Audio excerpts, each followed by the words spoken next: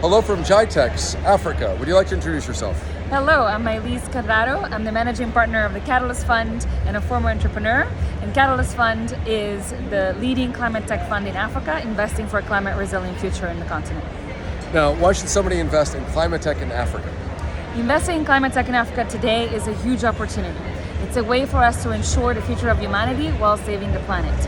And Africa has abundant natural resources, abundant renewable energy, incredible talent, and all of this positions it to be a leader in climate action.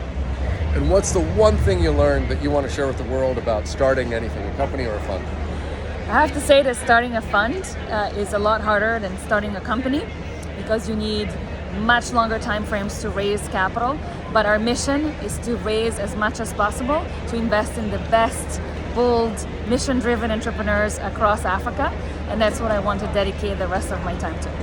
That was perfect. All right, so that's the 60-second version. When we trim this down, that'll probably be the YouTube short. Now, we can keep going with a few more in-depth questions. Is there anything that you're super excited to share with people? A success story about a company that's already in the portfolio that you think people should be aware of? Like Yes. The one that you described to me earlier. Since we're in Morocco, I'll share the story of Sand to Green. Wissal is an incredible Moroccan female entrepreneur that started this company with her two co-founders in the south of Morocco. And what they do is fighting desertification. So they have a solution that combines desalination, agroforestry, and drip irrigation, all managed via a software platform for farm management and design. And on top of that, because they're able to regenerate soils, they sell carbon credits. And this is going to be a leading startup in the agri-tech space here, restoring soils and turning deserts into arable land.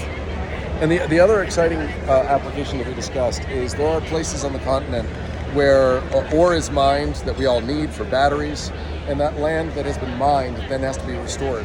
So that would be the other use case for, is it called Sand to Green? Sand to Green. They do want to partner with large agricultural corporation, with green hydrogen, with mining companies, so they can offer their services to restore the land and provide a critical offer to these companies. Any others that you want to share? You mentioned one that was a top 100 climate removal company. We invested recently in the seed round of Octavia Carbon in Kenya. They're the first direct air carbon capture solution of the global south. So what they do is taking CO2 from the atmosphere and store it on the ground forever. So they're tackling the climate crisis from Kenya directly and selling carbon credits with already over $1 million in revenue last year to some of the biggest corporations in the world, and with a fantastic team of engineers. So I recommend anybody to check out Octavia Carbon. And there was one more other thing I wanted to get down because it was so interesting. Oh God, I'm drawing a blank on my own recording.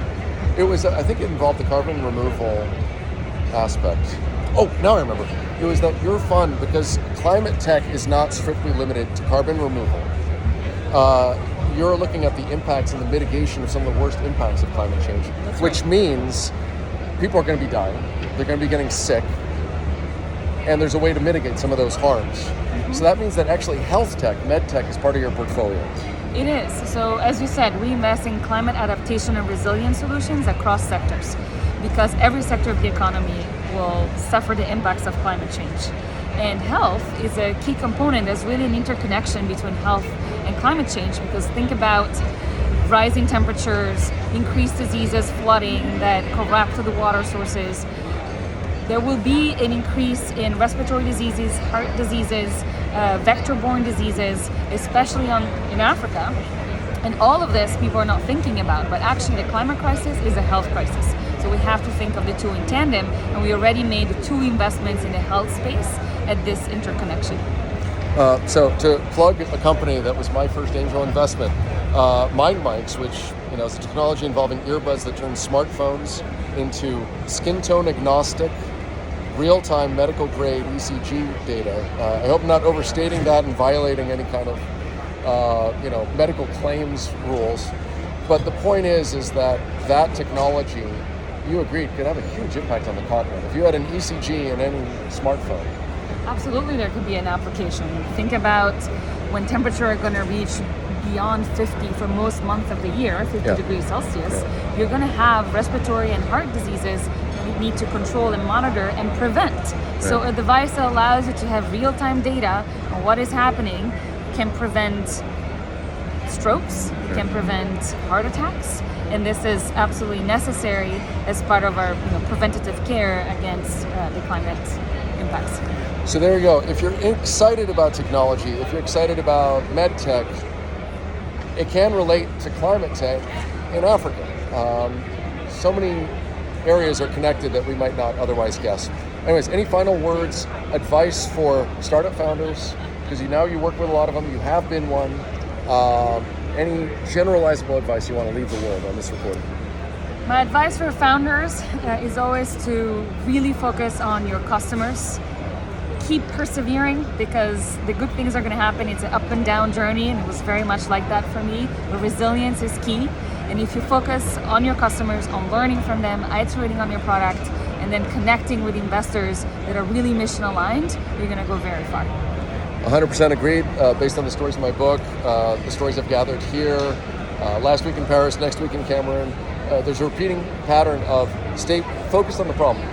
Don't fall in love with the solution or the technology, that's secondary. Stay focused on the user, the user experience, stay focused on the problem. You should eventually get to where you need to be. Is that good? Amen. All right, Yes. amen. Okay, we're signing off. We're saying ma salam. We're saying au revoir. Au revoir. From Marrakesh, Morocco.